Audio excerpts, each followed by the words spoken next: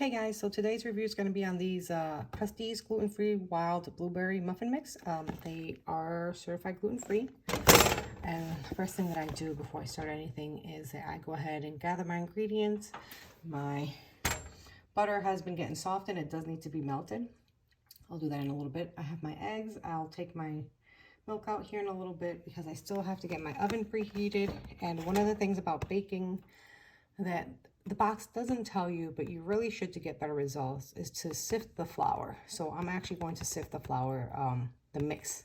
I say flour is just a universal word. It's gluten-free flour. It's not wheat flour. It's gluten-free. But I am going to sift the flour before we get started, and I'll be back, and I'm just going to go ahead and get the oven started as well. Okay guys, so what if you don't have a flour shifter? That's perfectly fine. I don't have one either. I just use a metal strainer. So you don't have to go out and buy one. A metal strainer will work just fine. So what you do is you just tap it gently on the side and then it'll shift till I get my cell phone camera equipment. I'm just making videos little by little like this as I go, but as we get that equipment in, the videos will get better and better for you to be able to see more of the process. Okay, so here is how my sifted flour looks. It's not chunky or bulky. It's very nice and smooth, which is what you want in anything that you're baking. Regardless if you're using regular flour, almond flour, gluten-free flour, you want your flour to be nice and smooth. You don't want it to be chunky. Okay, so my flour is sifted. I'm going to set it to the side, and in a separate bowl, I am going to go ahead and mix my eggs, butter, and milk. It says to mix gently just until blended, so that's what we're going to do, and then we'll do that. Now, it does have a pack of canned blueberries that does need to be drained and then put into the batter, so we're going to go ahead and open the blueberries and drain those real quick as well.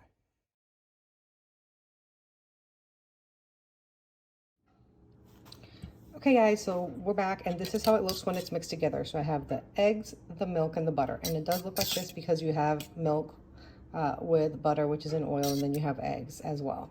So, but that's okay. It's normal for that to look that way. And then I have my flour here, and then I have my blueberries here, which have already been drained. I have the spatula ready because it says to fold in the blueberries. And when you fold, you want to use a spatula. Now, the bowls that I'm using are the Pampered Chef stainless steel mixing bowls. There's actually a set of 3. This is the small and the medium, a 2 liter, a 16 cup, and I believe the large is a 32 cup. I've had these bowls for over 10 years, guys. No need to buy new ones. They are durable. It's definitely worth the amount you pay, and if you host a party, you do get them half off. For those of you who don't know, the disclaimer on my Facebook page and the disclaimer on my YouTube channel is that I am a Pampered Chef consultant. I try to use their products as much as possible. Like everyone else, I can't go out and buy everything in the catalog all at once, so I do get stuff little by little. But this is when I first learned about Pampered Chef, and I've had these bowls for over 10 years. Did lose the lids one, but I just ordered replacement ones. And that was very fast. I got the replacements in, no problems from there. So let's get this mixed in, and I'll see you back in a little bit. So this is why you want to make sure to shift before you start mixing everything in, because once you add that liquid, it's actually going to get a little chunky. And if it's already chunky, it's going to affect the results of your batter. I do have plenty of utensils, but I've already dirtied this fork, and it's not a lot, so I'm just going to finish using the fork. I guess you can say I just don't like to have too many things dirty at a time or have a big mess. But yeah, if you don't have a mixer, what do? You just use the fork. So I've switched to my spatula, and I'm going to go ahead and put my blueberries in. I just dump it all in at once. Now here's the thing. You want to fold. You want a folding action. You don't want to beat the blueberries into submission. You want to fold. The good thing about using the spatula at this point is that you're also getting making sure you're getting all of that flour that's stuck on the bottom and incorporating that into it as well. Now, this actually has a pour spout, which makes it great to fill in the muffin pans. I do 6 jumbo muffins. Those are the perfect size for me. I can eat one, save the rest for like meal prepping the rest of the week. Don't have to worry about waking up early to make these. You just have to one in the microwave for a couple seconds to warm it up, and I'm done. If you don't have the jumbo ones, the regular ones is fine. It'll just give you 12 instead of 6 jumbos. I prefer to have jumbo muffins for breakfast. I think overall they're just better overall. So there's a couple ways that you can put this in. You can use a spout, but sometimes with that, you might accidentally do too much or too little. You can also use an ice cream scooper or just use a big spoon. What I'm trying to say is when you're needing to do things and you don't have the equipment at hand, you just improvise and use what you do have at hand. Being able to cook a healthy meal, being able to make muffins, being able to do stuff for a family. If you don't have that initial investment to buying specific tools, look around your house. What is it that you have that you can use to substitute to be able to make that? So it does say to use wax muffin cups. I don't have any. I normally don't keep them because those are normally for like cupcakes and stuff like that. But I don't have any of that. So what I'm going to do, and what I did was I just spritzed the side of the pan with the spritzer. You don't have to. These pans are pretty much non-stick, but I prefer to do it just to make sure they really don't stick.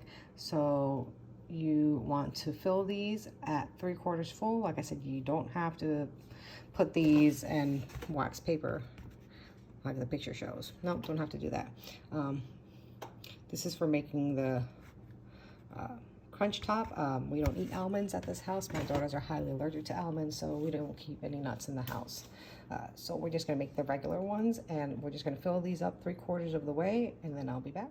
Okay guys, so here we are. They're all in the pan, all about 3/4 full, except for this one because it had a little extra batter. And the instructions say for 12 standard size muffins, 19 to 21 minutes.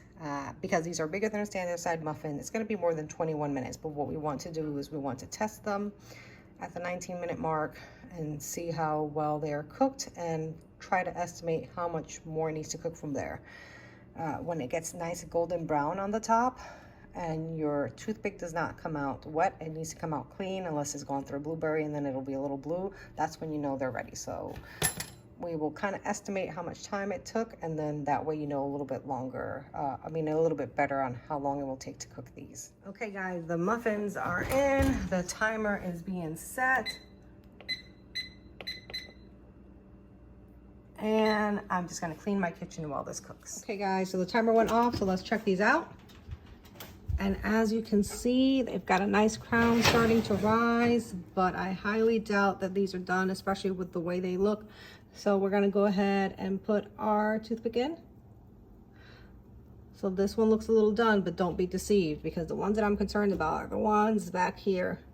You see this? That is not how you want your toothpick to come out. That is very wet.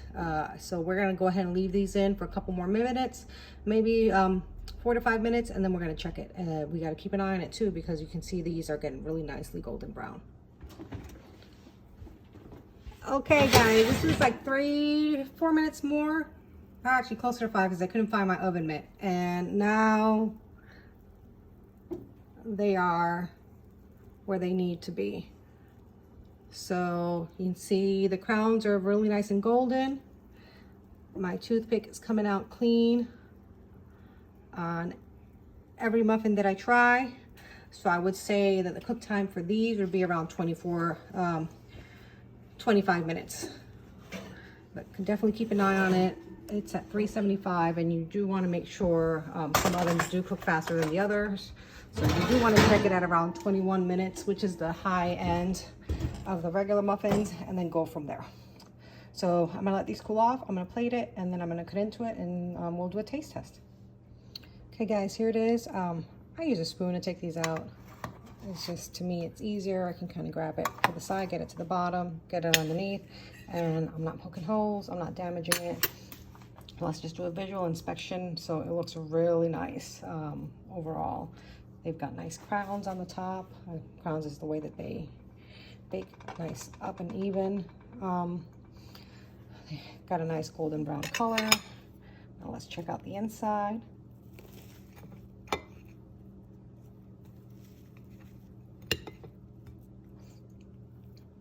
The insides look really good. I don't know if you can tell that it's steaming. It's really still nice and hot.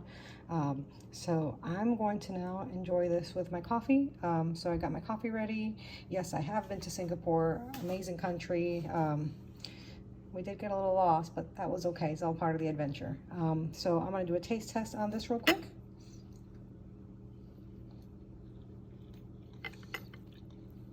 And that is really good. So these muffins are definitely nice, tasty. Like I said, the only thing is if you're making jumbo muffins, you do have to up the cook time on there. But overall, these are great muffins. I like that they're certified gluten-free. Some things are out there, they say gluten-free, but they're not certified gluten-free, so the chances of cross-contamination is really high. And so I would give these 10 out of 10 actually. Great on flavor, great on the texture, the way it looks appetizing. Main thing to do is, like I said, be careful when you make them. Make sure to shift your flour, make sure that you are folding in your blueberries, and you should be good to go. So hopefully you enjoyed this review of the Krusteaz wild blueberry muffins.